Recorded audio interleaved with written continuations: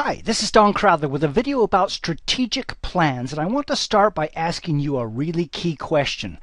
Do you want to have a bigger, better, more profitable company a year from today?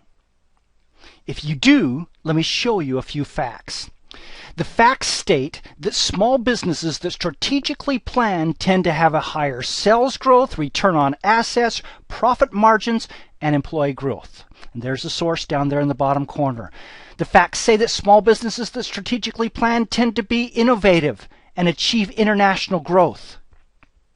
The facts say that small businesses that strategically plan are less likely to fail. Do any of those things sound interesting to you?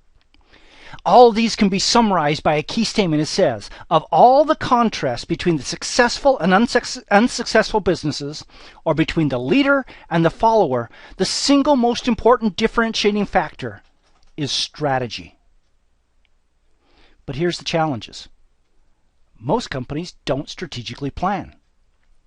And the reason is that there is a serious problem with strategic plans. And that is, most of the time, people don't know how to do it. And so when they go and they look for templates and formats and those kinds of things to do it, what they find is they're incredibly complex. They're very time consuming, and in many cases they're not action oriented. And they look at it and they say, there's no way that I'm spending 3 months putting together a strategic plan. May I solve that for you? I want to point out something about strategic planning. Strategic planning is a very simple process. It's a process of, number one, identifying where you are. Number two, identifying where you want to be. And number three, creating some specific action plans to fill that gap. And so therefore, what I've done is I've put together a very simple 2-page template that you can use to strategically plan. Going through this process will take an average person who understands what they're doing 2 to 3 hours. And it's worth spending that amount of time, because this is planning what your future business is going to be like. I'm going to give you a download link at the end of this. This is totally free, so that you can be able to go and download this 2-page template. Plus, in addition to that, I am going to give you a sample of one filled out, so you'll be able to get some ideas, see what should go into those various squares, so you'll be able to understand it better. Basically, this plan has 2 pages. That's why it's called a 2-page strategic plan. Here's your first page. Here's your second page. Let me go through each line in depth in these. And by the way, download this and watch this again. You'll be able to see how it all gets filled in and read the samples. The samples I'm putting here on the screen are the samples that are there. All right, so first you start off with the heading. Hey, this is easy. You put in your organization name, you put in what period you're doing it for, the date, version, and I encourage you to put in that version, because oftentimes these things will change 2 or 3 times right at the beginning. This next section is where we look at, over here on the left, we look at your current situation. That's these columns right here. Then we look at the desired situation, so that we can then identify what's the gap between them and develop a specific plan to fill that gap. Let's start in the upper left-hand corner with the current situation. Here you're going to write a few phrases that will describe where you are right now. So, sample. Sales is insufficient to quit my day job and go full-time. I've got weak traffic and a lack of name recognition in the marketplace. I need to capitalize on this while Dancing with the Stars is still hot. Because, by the way, this is for a site that creates exercise videos based upon ballroom dance moves, okay? People love our current Dancing for Fitness product, but they tell us they want more new content in that series. So, not a lot of facts here. This is, here's how I feel. Here's my current situation. Here's how I feel about it. Okay? Then below that is the key indicator section. Here's where you put some of the facts that are out there. And so here's some samples. Last year our sales were 24,000, a profit of 12,000 after expenses. Our traffic, we averaged 1,500 unique visitors per month. I'm not going to go down and read all these, every one of these, because these are on the sample that is there. But it's these kinds of things. You're putting where you are, what's happening so far. So if you haven't even started your business yet, your key indicators may be empty, or it may be planning this or thinking about this or whatever, those kinds of things, but you're putting down the facts about where you are. Over on the right-hand side, you would get the desired situation. So your desired situation might be something like this. Earn $60,000, $5,000 a month after expenses so that I can quit my current job and focus on this full time. By the end of the year, I want to have a membership site where people are paying monthly for additional content and feedback and at least 4 new products in the lineup. And so we're making some statements about where we want to be, and then down below that is where we put our specific objectives that have numbers in it so that you can actually track those objectives to see how you're doing. So sales $150,000, profits at least $60,000. Build an email list to 25,000 with a 30-part autoresponder series. Introduce at least 4 products. So you can see each one of these things has a number so that you can be able to go back and numerically track how am I doing against these goals. Just saying build a bigger business or increase my conversion rate, those aren't sufficient. You want to have numbers here so that you actually are able to prove whether you have achieved it or not. Now you've filled in this left side and the right side, and now for the rest of this time we focus on the gap, that piece in the middle, the difference between where you are right now and where you want to be. So the first thing we do is we look at some specific actions that we are planning to do to fill that gap. We have a place where we put the action, and we have another place where we put a due date so that you know what you're doing and you can actually put that on your calendar and say, I'm going to achieve this by such and such a date. Here's some examples. So you do 4 new products, 1 each in April, June, August, and September. So in this case, I put varies for the due date because you've got 4 different products. We're going to create 50 videos and post them on video sites, 20 each in January and February and 10 in March. And so I put my due date as this, but you can also see I've got my due dates over here.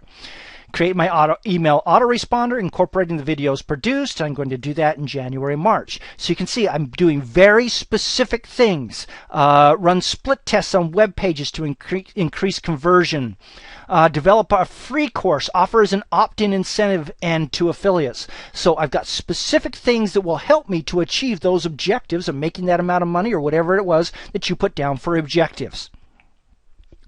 And by the way, you can do more than this. In fact, I encourage you to do that. I'm trying to put these things onto 2 pages, but you can always have an appendix with a bunch of other specific actions and even assign them to specific people and what date they'll be done by and all those kinds of things. This is a simplified version so you can put it all in one place very quickly and easy. Then on the bottom of the page, additional goals. Here's where you put in some things that may not fit into the specific actions that help you to get there. So reduce paper usage by 50% to decrease my impact on the environment. Design a business that will take 6 weeks of vacation per year and work no more than 40 hours a week. Bring my children into the business to teach them business skills. So those things that might be outside of here's how I'm going to achieve the filling of that gap, but these things are, hey, these are some things that I really want to make sure happens in this process of working on these things this year. Now, page 2, we get into some further action plans, but here's where we look at the customer type. There's basically 3 kinds of customers. And I've actually put these in an order for this reason. The first one is your current customers. So the most costly thing you can do is to go pay money to acquire a new customer. And so anytime you've got a customer, and you should have a plan to be able to make more money from that existing customer. That's why we have this first column, make more from existing customers. Then we've got a second column, which is where people mostly focus, and that is generating new customers. But we have a third group, which is lapsed customers, someone who bought from you a year ago or 2 years ago, has never come back and bought again. You need to have a plan to be able to go get those people and earn more money from each one of those. And so you should be developing some specific action plans for each one of these groups and focus on how you're going to make money from each one of those, and you can read that in the sample document. Then the final piece that we're doing in this is your key strategic initiatives placed on a calendar. So this way you can look at your year across the year and see, here's the key things that I need to have finished in each one of these particular months across the year. And so here I put January is our heavy social media push with Facebook, Twitter, and video, and offer a free course via autoresponder. In February, we're going to focus on our video releases. In March, we're going to focus on video releases, applying an affiliate recruiting focus, and creating a cross-sell and an upsell funnel. And so you go through these. I want to point out July's was a very important person for this particular person. Quit job in July. So that means that by that time they need to have put a process in place in these first 7 months that will enable them to be able to quit the job and go forward with their objectives in these areas. Now you'll see that what I tend to do when I do these things is I push them into the first part of the year. Why? Because one of the things I believe is that coming back in June or so to relook at this document, pull it out again and say, okay, what's our plan for between now and the end of the year to continue to achieve these objectives? And so the back half of the year tends to get more filled up at this time. Most people I've discovered can't really plan beyond 3 to 6 months effectively in terms of what they're going to do. And so as I said, I push most of the things into the first half of the year and then reevaluate partway through the year to push it into other areas. So you should be aware that you may want to add some more pages to this process. So you can have a page where you look at strengths and weaknesses, which can be a very valuable thing, so that you understand, hey, I'm not a detail person. So then you may need to hire a detail person to work on your projects for you. You may want to have further details on how you're going to fill the gaps, some more strategies, some more tactics. You may want to have a financial analysis. Here's where we are right now. Here's our estimated expenditures and income throughout the year. Here's a balance sheet in 2 different levels. This is especially important if you're going to show this to a banker to get a loan. You'll need to do a financial analysis as part of that. And then you may want to have some in there where you're looking at equipment and staffing and investment requirements so you can plan your cash flow throughout the year. Those are all good things to add. The core of that, though, is the strategy, these things that happen on these first 2 pages that I provided to you. Now, the major keys to success with this are, first off, do it. You need to spend a few hours and develop a strategic plan. And write it down as you do it. Use this format. Review it weekly so that you follow it. I suggest that once a week you have a meeting with your your key managers, your staff, whatever it is. Pull out this document, look at it and say, okay, how are we doing on this? What do we need to do? How do we need to alter this plan? Realize these plans are living, breathing documents that you're trying to expand your efforts and expand the plan to better achieve those end objectives. And then revise it as needed. I recommend 2 to 3 times per year you do a revision session to get these. As you do these things, your business is going to be better planned. You will get all those objectives that we talked about at the beginning, where I showed you the facts from these scholarly studies about people who do strategic plans. All those advantages are going to start flowing your way. And so the next step that I suggest you do is to go right now to doncrowther.com/a/stratplan, where you'll be able to download the document in a Word format, as well as in a sample of a sample company, so you can look at it and see some of the ideas and how to fill these things out. I strongly recommend that you do this soon. This is Don Crowther. Just go do this stuff.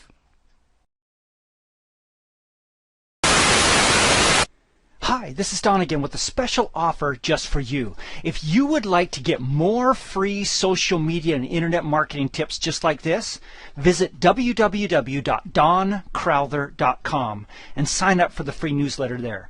It's doncrowther.com. Just go do this stuff.